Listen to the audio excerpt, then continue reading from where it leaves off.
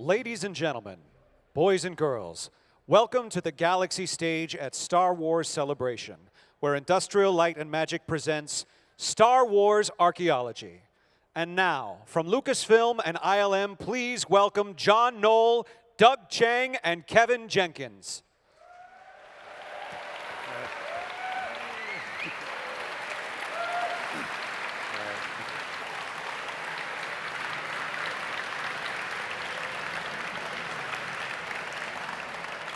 All right, thanks for coming, everybody. All of us may be over-prepared a little bit, so I'm going to get right into it because we've got a lot of material. So what I'm going to talk about is how you handle some of these issues related to either recreating or touching on old legacy material. And I'll give you, let me just get right into it. This is something that I'll say right away is not from any particular movie. This is a little hobby project I did, and it's recreating this set.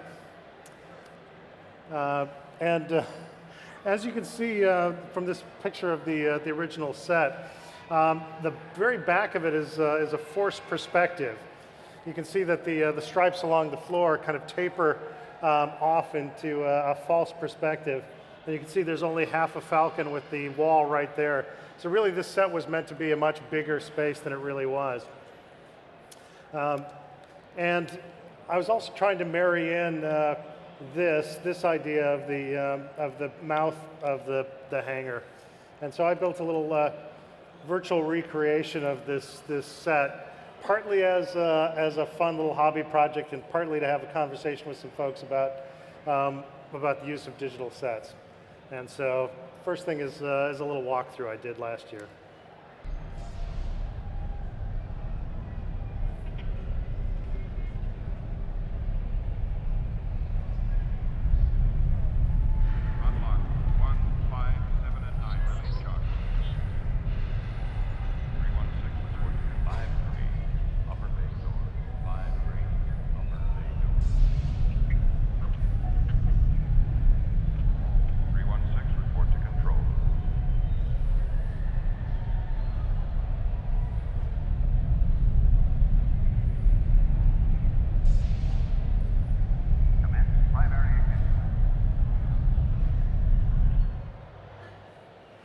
All right,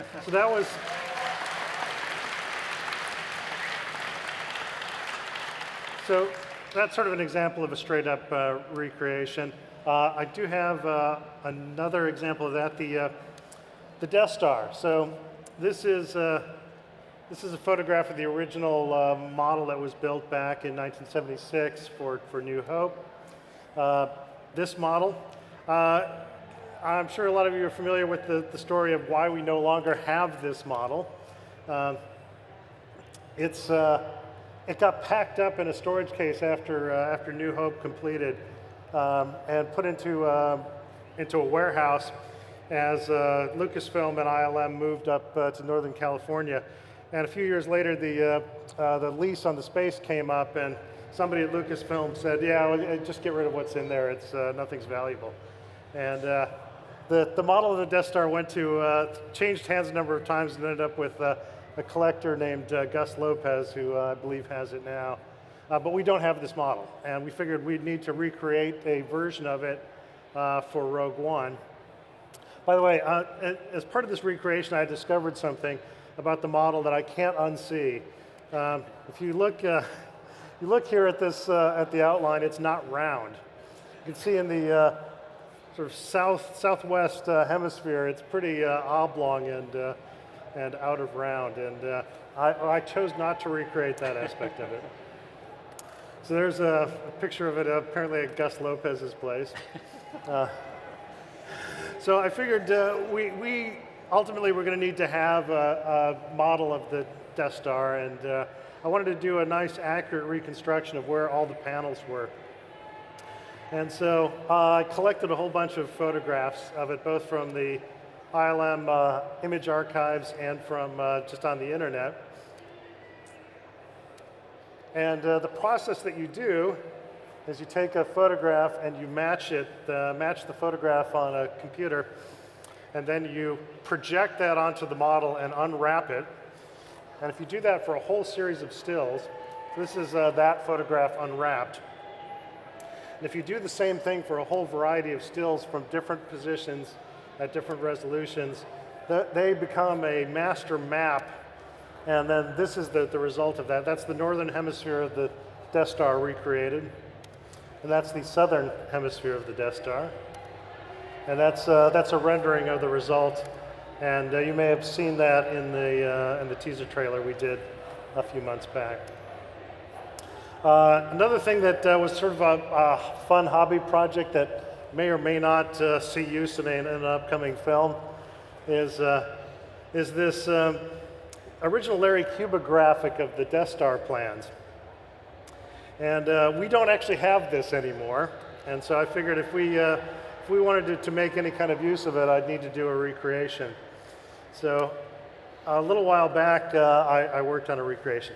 So you may have noticed that the plans that were stolen were not of the same Death Star that you see in New Hope.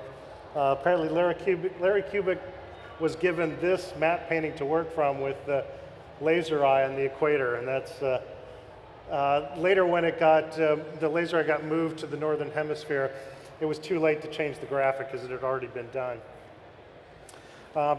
And back in the summer of 1978, when I was living in Ann Arbor, Michigan, Larry Cuba came and did a talk about the creation of those graphics at the University of Michigan. And I went and attended that talk. And at the end of his talk, he showed a video about the making of.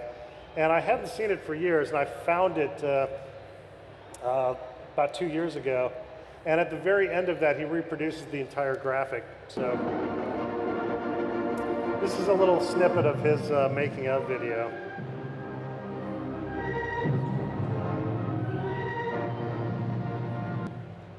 For the approach, I worked from this photograph of the matte painting of the Death Star and created a computer picture by combining a number of circles and arcs.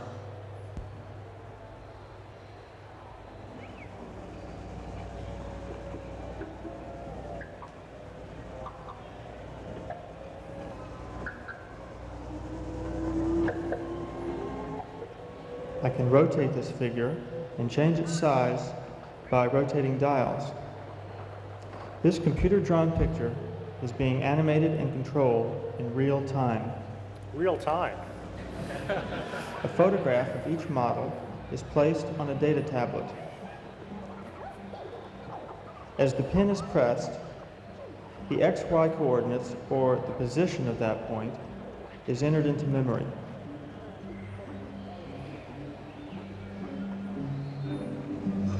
The object being created appears on the screen. All right, well, anyway, I'll skip ahead. This is a sped-up version of the graphic that he included at the end of the video. So, you know, there's only small portions of it that got used in the film, but this is of the full length. And this sort of became my master of what it was that I was trying to reproduce exactly. So I would count frames from this. So I worked the same way. I made a whole bunch of the individual tiles, and then animated my own version of this, kind of using the one from the film as a template to get it all the camera angles and proportions exactly right. For example, this is the little wireframe of the wireframe. And then on the left is my recreation, on the right is the one from the actual film. So you can see sort of jumping back and forth between what's in the footage from the film and what's from Larry's video making of. And you can see I was really pretty methodical about, sort of stupidly so, about matching exactly which tile is where. Have you ever wondered what the trench run looks like from the side? There it is. That's how much trench we fly through.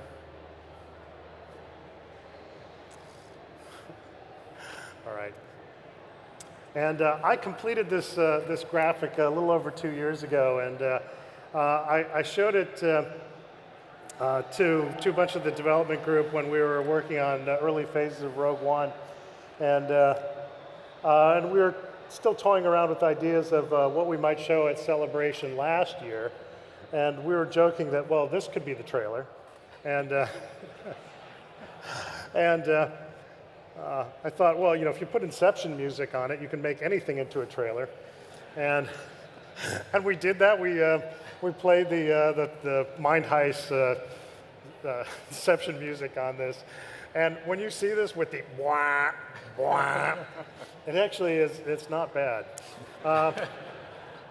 I was forbidden from actually showing that here because we don't have a license to play that music in front of an audience. But anyway, you can imagine that.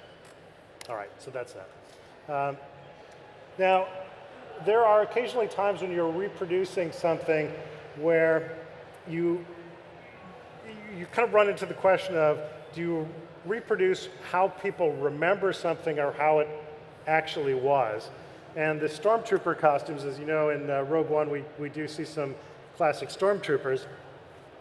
But we've made ours that are a little bit better than the originals. This is one of the original stormtrooper helmets from New Hope that I looked at out at the archive building. And you might notice that there are some very crude forms here. The whole thing is a little bit lumpy. Those vents along the side are a sticker, and the gray stripe along the bridge of the nose is sort of very crudely painted on. And there's a lot of other things that are sort of a simple approximation of what I think the original design was meaning to convey. So this is one of our Stormtrooper helmets from Rogue One prior to being aged down. And you can see that at a distance, it's going to look identical to the original. You'd never know any difference. But when the camera's framed in closer, you can see just a higher level of polish on the execution. So those little vents along the side are actually cut into the surface. The whole respirator on the front looks like it was intended to have a part line like it was meant to be taken off to service parts inside. And so it was actually constructed that way. So there's a number of things like that where we've gone back to what the original design idea was and just done a better execution of that same idea. Star Destroyer, I think a lot of you remember this shot from the teaser trailer. And a number of people noticed that we were matching the 3-foot model and not the 8-foot model. So that's the 3-foot model, and that's the 8-foot model. But we realized we couldn't match the 3-foot model exactly because there were some differences between the two that don't match how you remember the Star Destroyers. Like the 3-foot model is sort of era appropriate for Rogue One, but it didn't have any lights in it. So I think everyone's memory of the Star Destroyer is that it's got lots of little lights along the central line and the portholes along the superstructure, and a lot of detail everywhere. But the 3-foot model was very sparsely detailed on the top. So what we ended up doing was a hybrid of the two, where we've matched the most important features of the 3-footer with some additional detail cribbed from the 8-footer and lights cribbed from the 8-footer. It's the 3-footer again. And so this is a shot from Empire Strikes Back with our recreation of the 3-footer over on the right side. And this was a case of, again, matching more your memory of what the original thing was than what the reality of it was. Kit light. Okay, this is kind of a fun little thing. A big part of the Star Wars aesthetic for a lot of the ships was the way a lot of these things were built. And you can see this is Grant McEwen working on the original Star Destroyer model. And behind him, you can see a whole bunch of model kit boxes on shelves in the background. And a bunch of very dedicated fans have gone through and sort of matched where a lot of these kit pieces came from, exactly what kits those were. And so we thought we should build our models kind of in the same way. And that there was an opportunity here to do something really kind of fun and cool in doing a Star Wars kit library. And I figured if I didn't do this in a controlled fashion, it was going to happen in an uncontrolled fashion. So the first time we built some very detailed model, modeler was going to build a lot of fine little details on it, and then the next thing we built with a lot of little greebly bits on it, somebody's going to open up that first model and start stealing pieces off of it. So if instead we did this in a more planned and controlled fashion, this could be a thing of beauty. So what we did is we got a whole bunch of the original model kits, and you can see we've highlighted a bunch of the parts that we wanted to have built. And we built CG models of all these pieces. And then here's a little example of this library. You can see we've got about 300 pieces in it so far.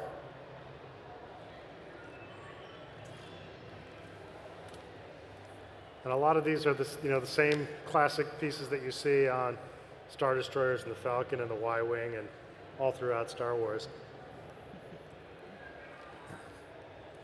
And so when you're building something, you can sort of just drag the pieces in and start fitting them into place. And you get all that wonderful detail, and it does get back to that aesthetic that is so important to the look of objects in Star Wars. There you go. All right, and then last up from this section, I took and textured a whole plane with just a random assortment of these pieces. So there you go. It's a fast way to get lots and lots of good Star Warsy detail. And then this is an example of matching sort of the intent, but going further. So the Yavin base is depicted in a couple of ways in Rogue One, as you may have seen from the trailer. There's this sort of tactics room that you saw us recreate there. And from New Hope, the exterior was represented like this. This is the plate that's the basis of that map painting, shot at Cardington in England. And here we are. This is us back at Cardington for the exterior, but also for the interior. So we built the interior inside that same hangar. This is what the interior of the hangar looked like in New Hope, and they're doing a lot of really clever things to maximize a very small shooting space. You can see they've got one full-size X-wing and a full-size Y-wing, and then the rest are all cutouts. In fact, all those columns in the background are 2D painted cutouts as well. And it does a pretty good job of making it look like it's a bigger space than it really was. So this is our hangar built inside that. And the conceit is that what you see in New Hope is deeper into the temple than where we are in our shots in Rogue One.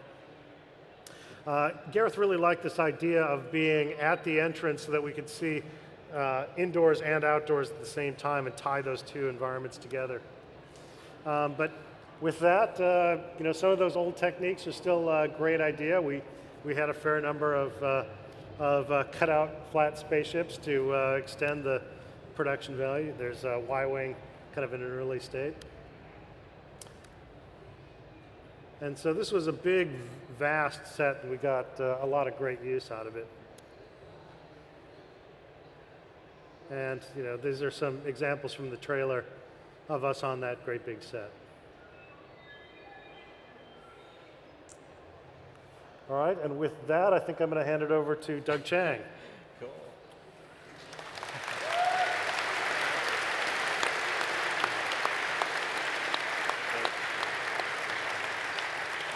Cool. Hopefully this will work. Hi, thank you so much. It's always such a pleasure to be here to talk about Star Wars. And so what I want to talk about right now is just a little bit about the Star Wars graphics, about some miniatures, about card models, how the art department kind of works with art direction for miniatures, and sort of miniatures are kind of my passion. But Star Wars, as you know, is very much a film that's rooted in the 70s and 80s. And the graphics that you see on the monitors are all based on the technology that was available then. So they're all kind of vector graphics. But what I want to talk about is the other graphics, whoops, does this not work? Oh, maybe you could. Yeah, okay. Yeah. What I want to talk about is the other graphics that you see on the set. And this was developed, this form language was developed by an art director and production designer named Harry Lang. Harry Lang worked on 2001, and he came up with this very iconic look for Star Wars, which is he used point tape to create this graphic, and he lined the buttons in a certain way. And this became very iconic in the backgrounds of Star Wars. You go next one. And you see it here on the Star Destroyer as well. And what he was doing was basically creating a visual language graphically that kind of anchored the film.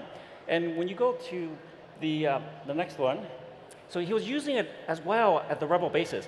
And the clever thing that he was doing was he was using the same graphic pattern, but he was reversing the palette. So instead of black on white, it was white on black. But it's very memorable. And by doing that, what you're doing is creating a graphic language that unifies the whole Star Wars universe. If you go to the next one, and you see even on the Millennium Falcon, he has it on here. And the funny thing is, Harry Lang also worked on Moonraker. And so you see, he has the same form language here. And the only thing that he did different was that instead of the broad bands of value, he actually checkerboarded it. But as you can see, I mean, this feels very Star Wars because of that really strong graphic. So the next one. So next, I want to talk about designing in a box. And as designers, we all have to design within certain limitations. And that could be limitations of time, of budget, of resources, and of technology. And a lot of times, that's actually a good thing. And so in going forward, when Ralph designed the original Y-Wing, and as you know, it was based on the World War II fighter bomber, the Dauntless, where you had basically two guys, a pilot and a gunner. And if you go to the next one, and what he was doing was he was basically combining a lot of things that George had asked for, which was to kind of bridge the gap between reality and fantasy. But he was also designing this with sort of a romantic elegance that was reflective of the 50s and 60s, sort of that classic sci-fi. And so he had things like clear domes and really thin struts. The unfortunate thing was that blue screen technology at that time had a really hard problem getting clean mattes off of really thin struts, and the clear dome created all kinds of reflections, which was horrible for that. And so as a result, it was asked to sort of go back to the drawing board and beef up those elements. And so in here, in this model, what you see is that a lot of the thin struts got a lot beefier. All the details in here got a lot heavier and chunkier, and the clear dome is gone. It's been replaced by these sheer panels. And what you get now is a very beefy, chunky, more World War II aesthetic, which I think in many ways improves the look of it. And this is a great example, and there are many of these where the limitations that we're given actually improves the look of the films.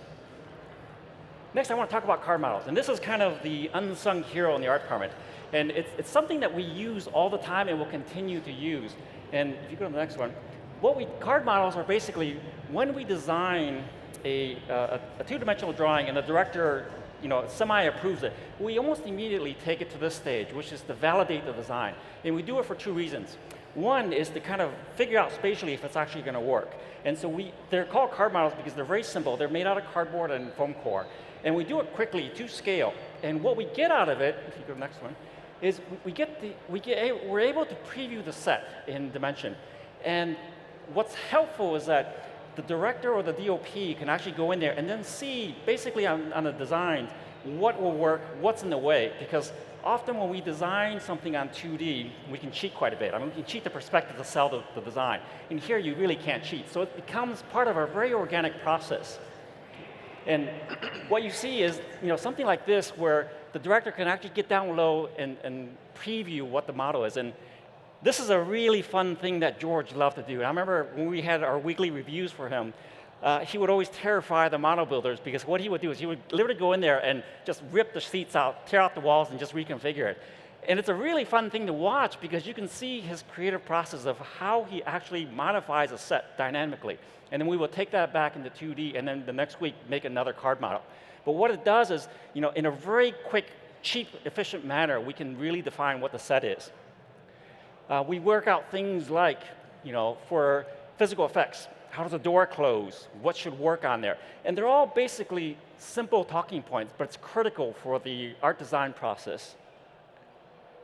And for me, I mean, I just think they're almost works of art in themselves. I mean, they're just so well built. I mean, nobody would ever see this because this is the exterior of the card model. But I just think the craftsmanship is really, something to be awed. And a lot of times when we build these, we build them so that they can be disassembled, and that's for a couple of reasons. One, is so we can preview what it is, but two, it's more important to inform the construction team what can be wild, what walls should be removed so that we can actually get the camera in there. Let's go to the next one. So this was actually a card model for the Geonosin conference room in episode 2. Next. And this is the card model for the nightclub for episode 2. One more. And what's really great about card models, which is why I think it's going to be a part of our toolkit that will never go away, is that you can actually put in the lipstick camera with a C-mount, and you can actually put a real camera lens on there, and you can really preview what you're going to see. On Rogue One, we actually did a sort of the next generation of this, where we actually used VR.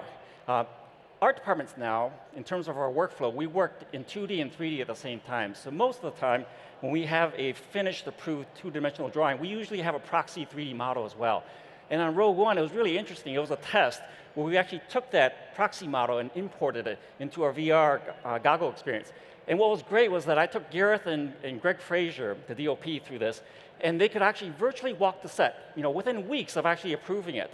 And the great thing about it is the information that we got back from both Gareth and Greg was that, without affecting the creative vision of what the set is, most of the time we could shrink the set by 20% and still get the impact. And that's really important because 20% is huge if you think about it in terms of time and construction and budget as well. And so it's a really useful tool, but it will never negate this because this is a really quick, visceral way to go. If you go to the next one. And why it's really helpful is it's a great communication tool for the art department to the crew. Here we're trying to figure out, for instance, how big the set should be, how it should sit in the stage, and how much we should build. Next one. Or how little we should build. Okay. So miniatures.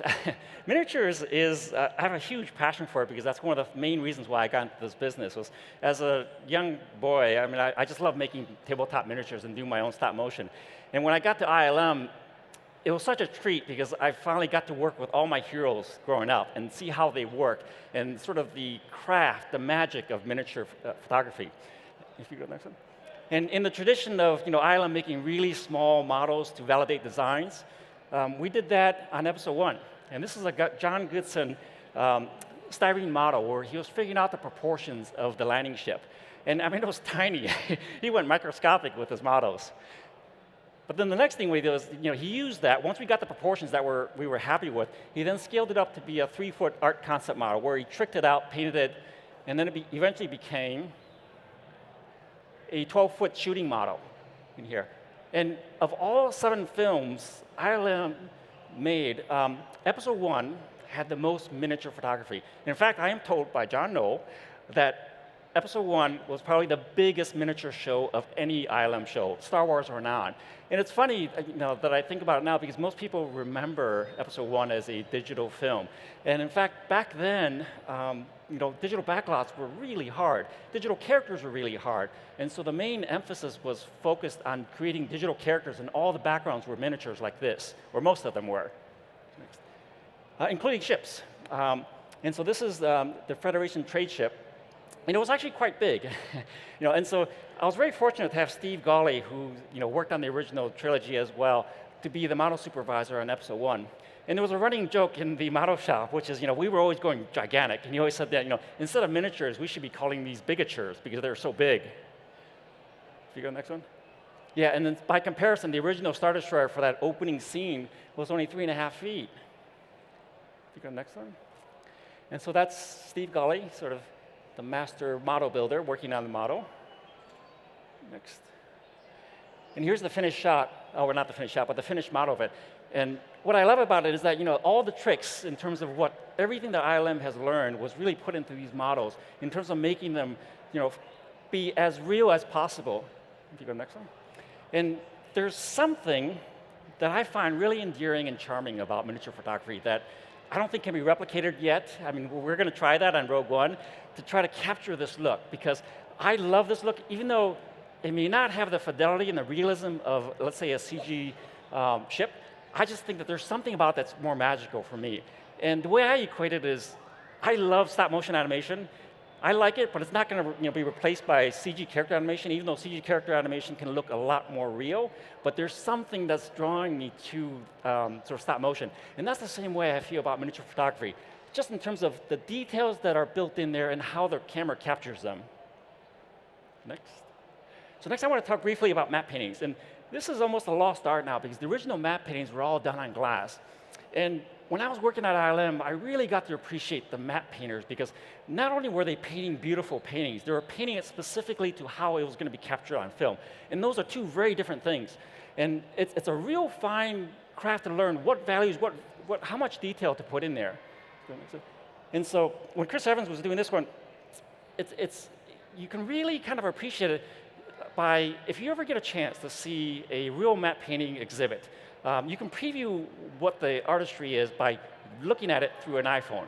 And there's something about the translation through a camera lens that makes it absolutely real. And it's something that, it's an art form that is lost nowadays, because these were very time intensive. They would take months to do. Next. Miniatures, so miniature sets. So this is obviously from Return of the Jedi. And what I love about this is it's a very simple setup for a scene. Next. For that Ewok moment where they drop the logs and trip up the ATSTs. Go next. And it was only a small setup like this. And this was in the courtyard between C and D building in the OILM facilities. And what I love about it is when I found this picture, I found this next one, which is John Knoll and I, 17 years later, when that exact same spot, setting up a scene for the Padres pit. That's young John right there, and me. We were very young then. And speaking of the Padres, this was one of my favorite miniature sets. It was almost entirely miniature because at that time it was hard to do. It was just like digitally extended to make it more vast. Next. And so where it starts with a sketch like this. And then we create a very detailed styrene model, probably more detailed than what we would typically do for a card model. And that's to work out all the nuances of sort of proportions and things before we commit to the bigger model, which is this one here. So this is work in progress where it's halfway painted. You go next. And setting up, carving the rock buttes and stuff. And I have to say, working with the model builders was such a treat for me, because they had so many tricks up their sleeves in terms of how to carve foam, how to paint it, how to mimic it to look real, with very few, with very simple tricks, actually. If you go next. So here's the final setup, the miniature. And this was shot in the back lot at ILM. And I believe the whole thing was about 60 by 70 feet. It was quite large. And here's Marty Rosenberg, who was our miniature DOP setting up a shot. And if you'll see, we have what looks like characters in the stands. And this is all because of John Knoll, if you go to the next one. So in order to make this convincing in the wide shots, John Knoll came up with this brilliant idea that to simulate the crowds, we would take Q-tips and paint them, and then push them through a wire screen, and then had a fan below that blew on it. And what that gave you was this little wobble of characters, so that when you squint your eyes back in here, it looks like crowds of people. Next. And then the pot hanger was really fun. This was, for me, like a giant toy set for me, because I just love crawling around in it. This was a 1/2 inch to the foot model, and overall it was probably about 60 feet long. And what was really fun about this was I learned so much from Steve Gawley about how to dress a miniature set, because it wasn't about recreating reality. It was about recreating the impression of reality for how the camera would capture it. What we were doing in one of these sets was I wanted to put bird droppings in there to make it look like it was used and aged. And so this was a 1/2 inch to the foot model. That means a person was about 6 inches tall, so bird droppings were tiny. And so I went in there and started to paint these little things, and he says, no, the camera will never see that. And he went in there with this big brush, painting these white blobs with black dots. And in scale, they would have been bird droppings about that big. But the funny thing is, the next day in dailies, they looked absolutely real, because it was just the impression of that made it convincing. And that's when I realized, the art of miniature photography is not about recreating real life, but it's giving that impression to sort of make that magic of what a real set would look like. Next. And what we did was, after the plates were shot of all the live action foregrounds, we would go and dress the sets per shot to each of the plates. Next. Oop. I'll skip one more. Yeah. And then we would smoke it up to give it the proper atmospheric depth. And then one more. And so that's the finished shot there. Okay. And then likewise, the jungle in Neighboo was practically all miniature. The only thing that was really added was, the live action plate, CG characters, and birds, but most of this was a miniature set. And this photograph is a little deceptive because of the wide-angle lens. It makes it look like this is a really small set, but that painted backing there is about 30 by 40 feet. And then, little tricks like using a mirrorplex for water. But one of the things, there are 3 things that are really hard to do or to recreate in miniature photography, and that's, one is water, 2 is fire, and the other one is plant. And it's because they're hard to scale down. So in order to recreate this jungle, the right answer would have been to make this right. We should have recreated all the trees by hand, but that would have taken way too long. And so part of the artistry of this set was to use and buy as many real plants as possible and then augment it with just enough handmade plants to sell the scale. And so likewise for the city of Neighboo, we did a lot of that. And so overall, we had about 100 of these buildings made that were built on 3 or 4 sides, so we could rotate them. Next. And basically, we could set up the whole city for all the different places that we needed. Next. And we placed it outside to catch the natural light. And so that way, we didn't need to enhance it or shoot it with movie lights. But before we did that, we actually did a very thorough job of actually figuring out what the whole city was. Even though we were never going to see the whole city, George was always adamant that we figure out the geography of everything so he could plan, for instance, where they came in on the river, how they walked across, and where they ended up in terms of the main palace. So once we had the city plan laid out, when we were doing our miniature build, we would do a bigger version with the proxy models of the hero miniatures that we had, set it up on this, make sure that it works, and if you go to the next one, and then we recreate the street here. And so we did this for every shot that we had. Go to the last one. And here's the finished shot. So this is all miniature with matte painting extension, and then live action plates here and there. Next. And there you have it. So thank you.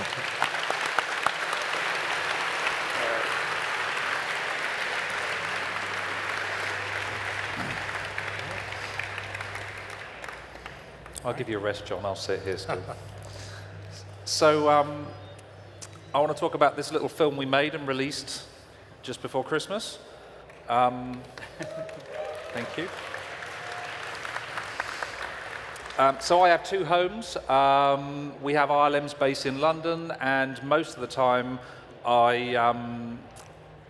never returned, I think, from working on set. I joined ILM and I turned up on day 1, and you were on the end of a phone call. I think you were as well in the office, and I've actually never come back 3 years later. So occasionally they do see me in London. Designing on Force Awakens, I mean, Doug and John have touched on a lot of this. There is a source material, a vibe, a tone that you have to understand to be able to design on a Star Wars film. The Force Awakens is set after Return of the Jedi, and so we had to put ourselves in the mindset that we were kind of designing a film that they may have made in about 1987, 1989. And so we had to take everything that they were doing and thinking, the way that they have moved forward in that design, and sort of that was our approach to the language that JJ wanted in those movies. So the very first thing I worked on, I turned up day 1, as I say, and you think, oh my God, I'm going to get to design on a Star Wars movie, and you sit down, and what's the first thing you get to do? You get to make a pipe. Not the most exciting thing on planet Earth, but again, it's part of that set build process where ILM's integration with the real art department is incredibly important on these movies, where this pipe, I know it just seems like that, it turns into that sequence where Rey is essentially climbing her way through the scavenger destroyer. We made 5 or 6 set pieces that could be interchanged and essentially give us a sort of different look each every time. We made these floor plates that we could turn around. We had the pipe, and so we sort of rearranged them for those shots as she leaves the Star Destroyer. So this is what it's like when it's all put together. And so after we've done that, the art directors at ILM, we all have to essentially pile in and paint up the frames, make sure everybody's happy with them before they go into the full production process. And this is one of the very earlier thing that was designed. I mean, Doug, you guys were on this for about a year before we even even got to the filming of this. So, and then through the process of being out there, one of the things that we came up against at one point was what to do about the Millennium Falcon. And I know that it's been tinkered with in time. I think, John, you added these engines on the back at some point. Yeah. And we had a conversation where I'd seen about 150 versions of the antenna that JJ was not happy with for the Falcon. And he just said, come up with something that means something. And so what happened was I went back to my desk, did a bit of research.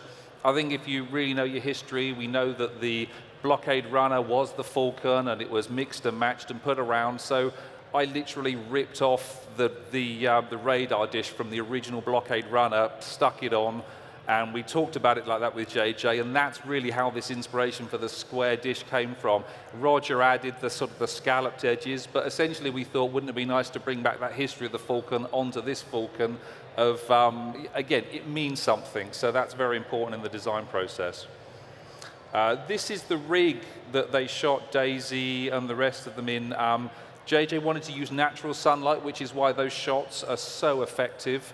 And you had natural shadows. This thing was insane. It would move around at an incredible pace. But all of the shots you see of the Falcon cockpit, especially outside in the graveyard sequence, were all done in natural daylight. The castle battle. So there was a huge dilemma as we went through the design of the castle. If you know your history of Ralph's work, we know that Ralph had designed castles and all these things because there is a huge medieval aspect to Star Wars because it's not truly science fiction. And so the plates were shot in the Lake District, and that was the general background that was used for for Maz's castle. And when we were kind of working on this sequence, Brian Berkey came in the office one day, and I was talking to him and Darren Guilford, and Brian said, I've got this idea for how these X-Wings could come in, and what if they're shooting these rooster tails of water up? And so we did a few paintings, myself, James Klein, Tom Tenery, we kind of played around with this. Brian saw them and went, no, that's not it. And we actually went back and watched a bit of footage from Firefox where they put these charges under the water and they set them off one after the other, and it gave this very, very straight V-like water effect. And we kind of ended up sort of settling on this kind of direction for it. And that's kind of, in a way, how that whole initial approach for the X-Wings came into the battle sequence. You do get to do some pretty cool things on set someday. This is when they were making the new X-Wings. It gives you an idea of the size. They're incredibly long in the nose compared to a normal X-Wing when they're when you're stood next to them, which is quite surprising. Just like John was talking about, we had the cutouts. So when you see the shots that they were doing on the Rebel base, I think we had 2 or 3 full-size X-Wings, but we had 5 or 6 of these cutouts that were stacking their way into the distance as well. So this shows you when, after all that design process, we carry on into the previous process, the pacing, the simulation process, and again, the art direction never sort of leaves essentially the design. It's a continually evolving thing that leaps back and forth as we sort of see it.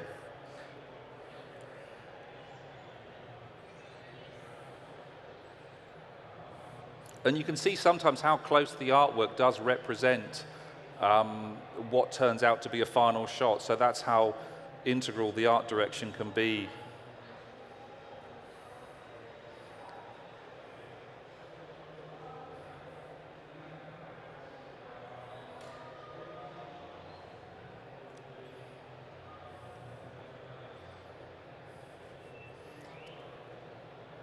And then after we've played around a bit more, it looks like this.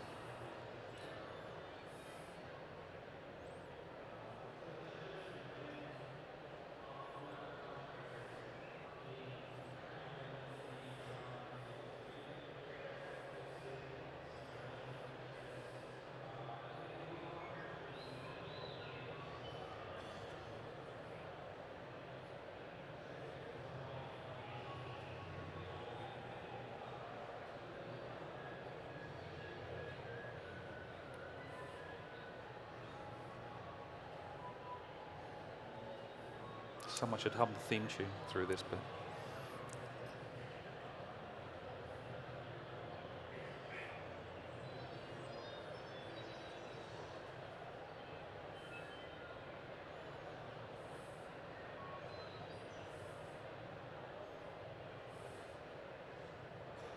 I mean, that's probably about 8 or 9 months' work there alone, I would say, but it all looks a lot faster. So most of my entire time on episode 7 was working on the design and the art direction of the Starkiller base. There was the parade ground sequence, which was Hux in the very sort of Third Reich way talking to the troops. This was all shot on the paddock tank at Pinewood, and that's literally all we had. So most of that was putting around. I think we had 60 troopers dressed up that way, plus all of the other guards and other sort of people. It was pretty spectacular to see all those guys dressed up. I think half the costume department stuck in there as well, and all that sort of stuff. So that was pretty cool. Working with Yannick Dussault and James Klein over the months, we sort of fleshed out the look of the planet and sort of the shots that we knew JJ was doing. I think this was one of the very first paintings done of when JJ literally just turned up one day and described, oh, there's a bolt, there's a thing. It turned out to be the oscillator, but we started sort of slugging those designs in, and James and myself sort of worked further on it, and we had this huge hexagon, which kind of is in the logo that you see for the First Order. And again, when you're prototyping these things, sometimes, I mean, even just to do these initial paintings very quickly, it's hard to describe to people the pace at which we have to design sometimes. So I literally ripped off half a Star Destroyer, and you have to start somewhere. And so sometimes even that kit bashing approach comes into the artwork, which is so important to the Star Wars look. This is one of the sets we did at the back lot at Pinewood. All of those snow shots, we did have plates for Iceland, but a lot of this was done where we filled the north lot with 2 or 3 small sets. The one where Rey climbs up into the oscillator, and this is the one where she goes in to pull out the little piece of metal that lets Han and Chewie into the main oscillator at the end. Another big thing that JJ was very keen on that we really got excited about was the use of verticality in Star Wars again. In the original films, George was so brilliant at just pointing the camera at the ceiling or down these huge trenches that really gave an incredible scale that as a kid in 1976 you'd never seen before. And so JJ wanted to kind of return to that sequence, and so that's where her climbing on the wall sequence kind of came from, which was a kind of a little tribute to those wonderful power trench sequences. The other thing that I worked on a lot was the actual base itself. Now, the entire last sort of third of the movie, you see them all running around corridors and the inside of the base and prison cells and stuff. It literally was 3 or 4 corridors.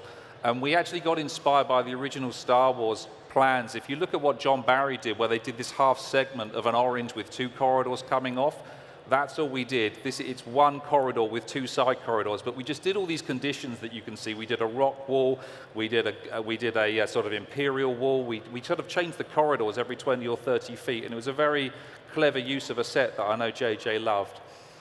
The big stumbling block we had in the design of the film, though, actually was the base itself, where for a year, just JJ would say, I want the hacked planet.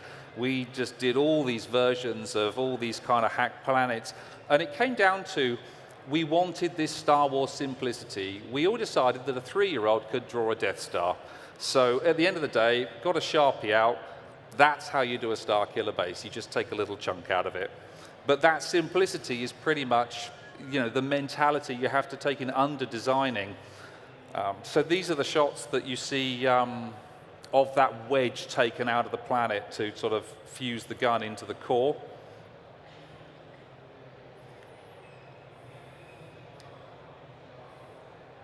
Again, outside gimbal to get that natural daylight.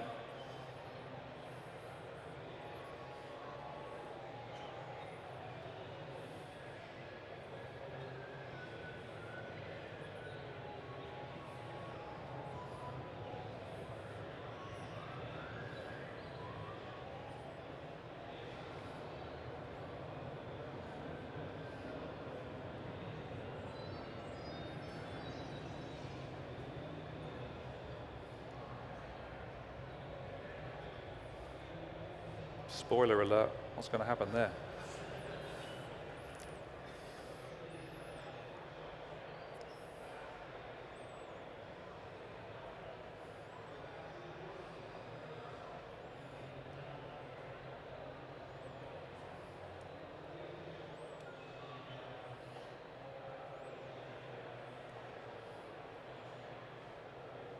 A lot of this sequence wasn't originally as we were filming it, and this kind of came along in post as JJ needed a way into the oscillator.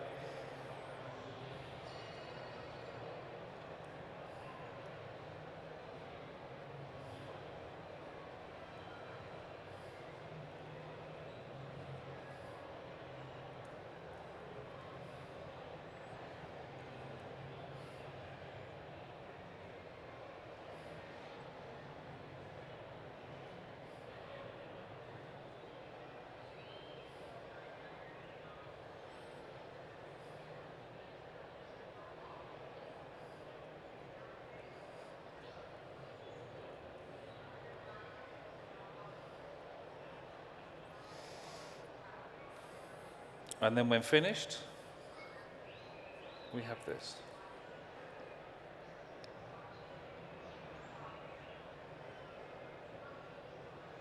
But you can see how all that pre-planning of previs, art direction, you know, all that design thought, that it all comes together in a final sequence. It's a huge amount of effort by a huge team, either on set and at ILM, to be able to produce this work.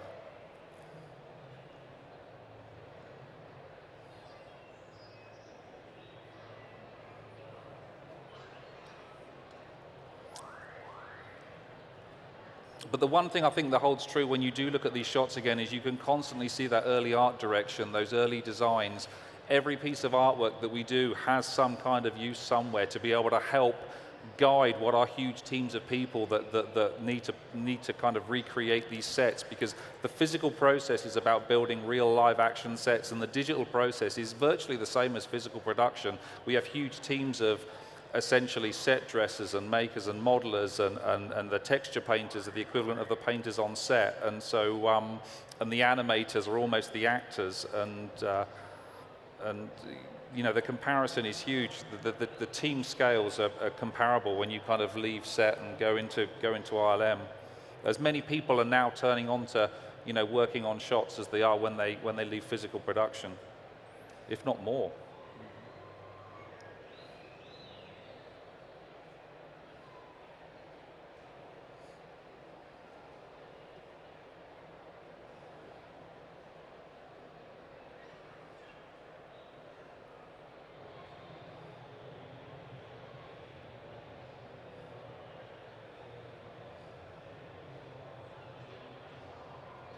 And they're dead. Cool. So, thank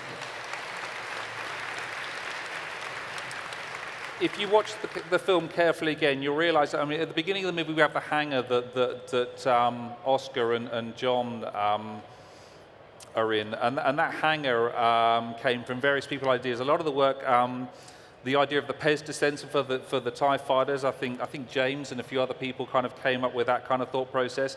But we spent a long time working on that wall that was on one of the stages at Pinewood. And it's, you know, set building, it's very expensive. They're very big, they take a long time. And one of the clever things, or the fun things that happens a lot in the filming process is to rejig those sets into something else. So what we did is we ended up turning this hangar wall into, and there's the sort of set construction you can see, and we had it at like a 38-degree angle. And we turned this set, we had to reuse it basically, and we were sort of given the instruction that we actually need to try to reuse it for the end sequence. So part of what we did was we, oh actually I can sort of show the escape, this sort of shows the size of the set.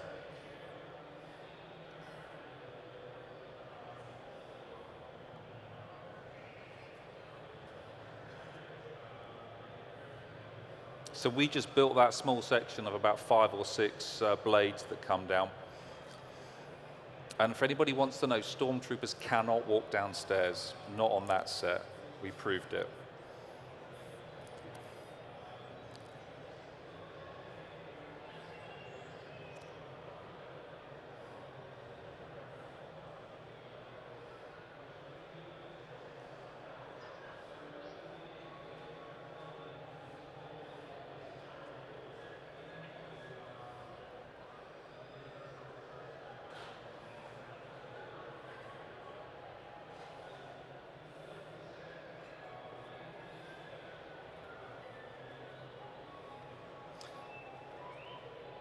So because we wanted to reuse that set, we literally turned it into the oscillator set at the end where Han and Kylo have their face-off.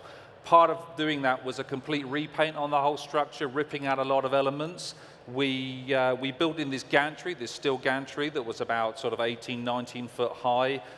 We ripped out the main door and the TIE fighter, and we rigged the whole thing with a different paint job just to make it feel that it was a completely different space, which is, again, one of the things when you watch the original Star Wars movies, or any Star Wars movie, you will be absolutely gobsmacked about how many times that you rip a piece of that set and stick it in another corner of the room. And so we reconstructed that for this last, all of the last sequence that was shot with Han and Kylo and their face-off. And one of the things that I remember JJ saying was he wanted this kind of wall of lights, again, like Bespin, but something new. And we planned this whole sequence, and again, without going sort of too deep into it, this entire sequence, if you watch it very carefully, is all about light and dark. The sun is dying, Han's dying, Kylo turns to red. If you think very hard about that sequence, it's all incredibly carefully planned about who's doing what, where they are, what it means as far as even what the Force is doing. And so if you watch it again, think about what it means as the sun dies, and look at the timing of the shots, and when the light goes out, when it's finally crushed, what Rey does, what Han does. Again, it's all incredibly planned out.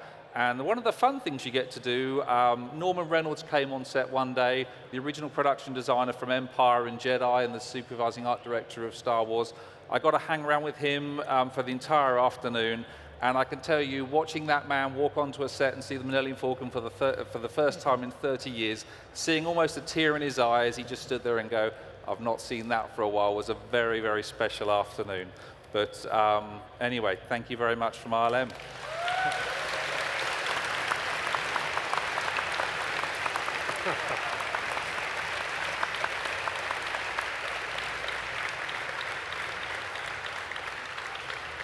So I believe we have 24 seconds for questions.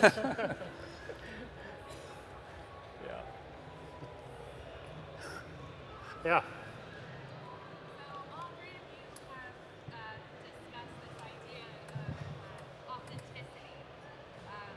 In one form or another, you're trying to reconcile recreating the past by using kind of future technology. What is the creative process? Is that something that's more of an internal aspect of your actual creative process, or is it something that you have a conversation with others about? How do you tap into determining what memory is versus, what we think it ought to be? Star Wars is a period movie. They're all period movies. Long time ago, galaxy far, far away, and you have to put yourself in that design mindset.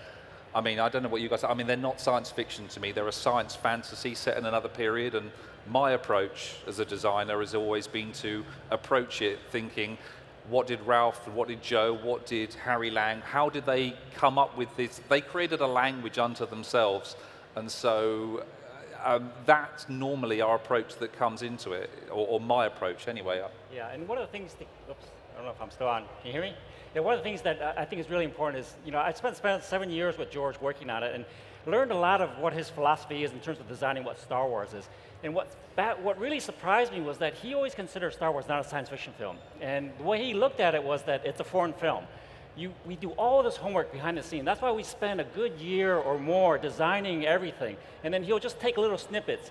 And then, but what happens is when you do all that homework, what you see on the film actually makes sense because there's a logic to all of it, and that creates a very authentic world. And George always said that, you know, when you're making a film like this, you don't need to explain it all. You have to figure it all out, but you don't have to show it to the audience because they'll automatically make those connections. And I think if you look at it like it is a foreign film, you know, if you look at a normal foreign film, you're not being explained what any of these things are, but the world is very cohesive. And so that is really our approach now, is to create these worlds in a very immersive way. And that's why we have big art departments and huge research departments to really do all that homework so that the world that you see in the cinema is a small slice, but it feels very good and real.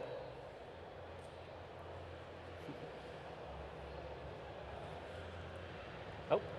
Yeah. Okay. I'm going to get a microphone to you. Most complicated VFX shot. Most complicated. I don't know. I don't really think of them that way.